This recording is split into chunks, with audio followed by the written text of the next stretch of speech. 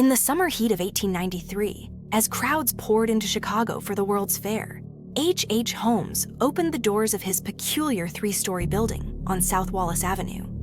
The structure, outwardly a hotel, stood amid the hum of streetcars, the scent of coal smoke, and the restless optimism of a city on display to the world.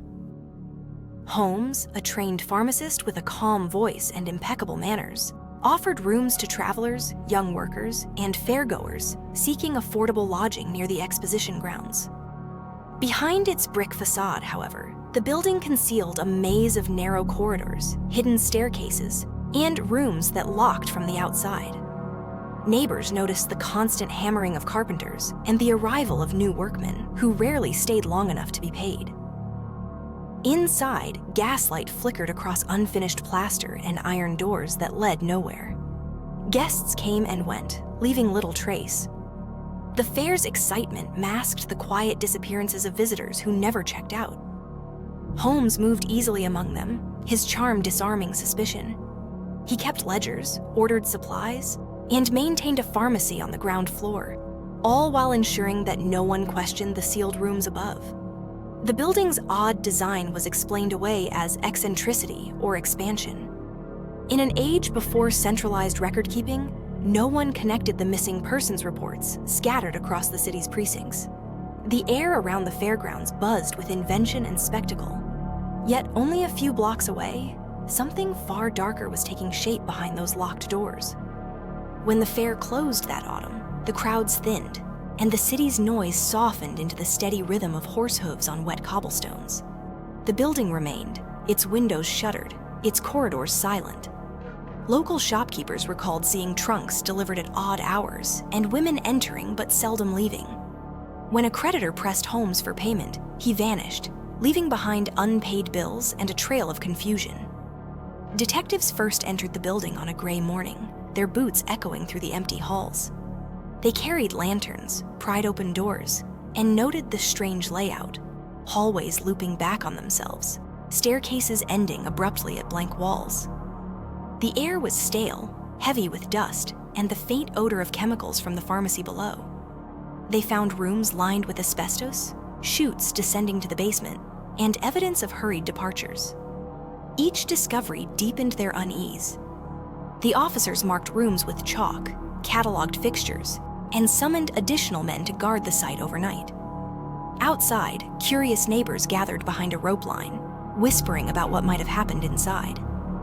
The police wagon's lanterns cast long, trembling shadows across the brickwork as night fell. Inside, the investigators worked methodically, sketching floor plans by hand and sealing off sections for later inspection. The silence of the building pressed against them, broken only by the scrape of metal tools and the low murmur of orders exchanged in the dim light. In the following weeks, detectives traced Holmes's movements across several states, piecing together aliases, property deeds, and insurance claims. Without modern databases, they relied on telegrams, handwritten correspondence, and the cooperation of small-town sheriffs.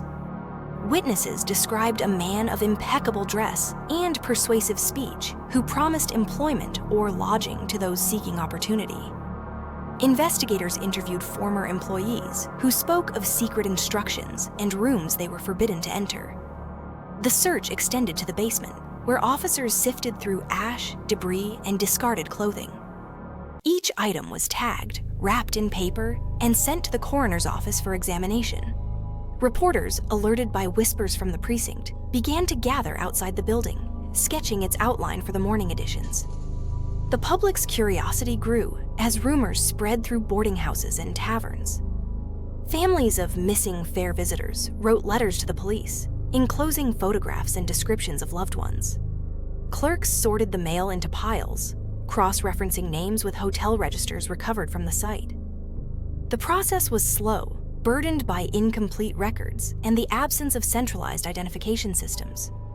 Yet, piece by piece, a pattern emerged. Travelers, often young and alone, last seen near the fairgrounds, drawn by advertisements for affordable rooms or employment. The investigation widened, and the once bustling neighborhood became a place of uneasy fascination. As detectives pursued leads, they uncovered Holmes's elaborate web of fraud and deception.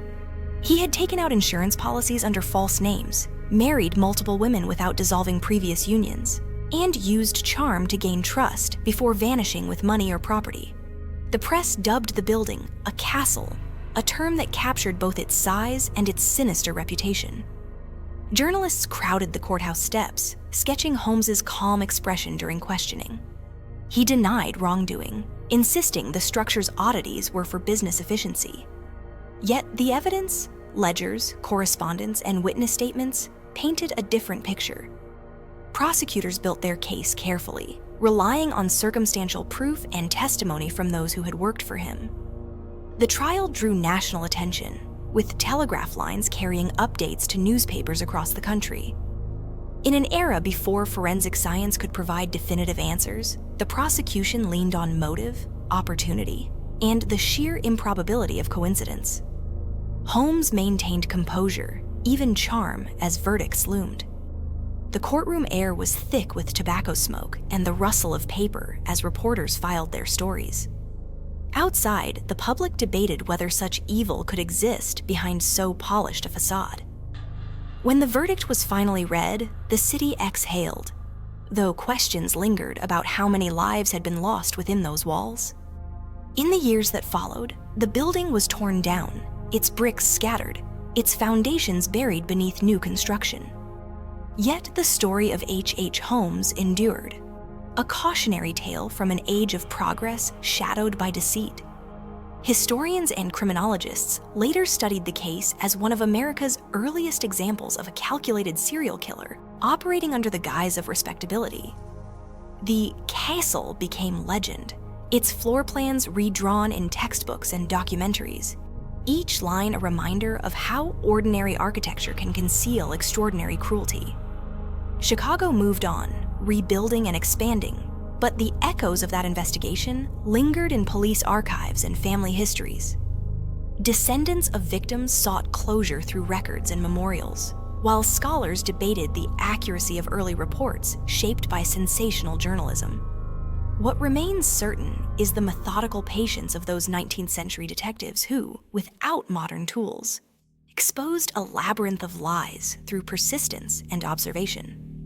The case reshaped public understanding of criminal psychology and investigative procedure, influencing future law enforcement training. Today, the story stands not only as a record of crime, but as a reflection of human vulnerability amid ambition. The fair that once celebrated innovation now shares its history with a darker chapter, one that reminds us how easily trust can be manipulated and how vital it is that truth, however delayed, is eventually brought to light.